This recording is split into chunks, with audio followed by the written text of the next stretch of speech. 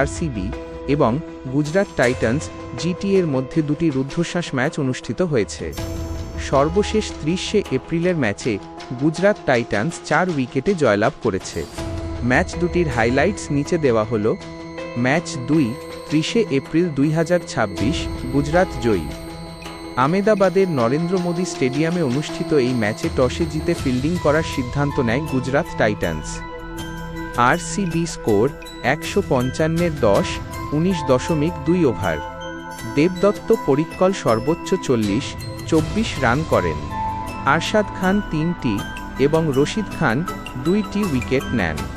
Gujarat score 158-6, 15.5 over. Shubman Gill 18 বলে 43 run এবং Jos Buttler 39 run করে দলকে জয়ের লক্ষ্যে পৌঁছে দেন। ফলাফল: গুজরাট টাইটান্স 4 উইকেটে জয়ী।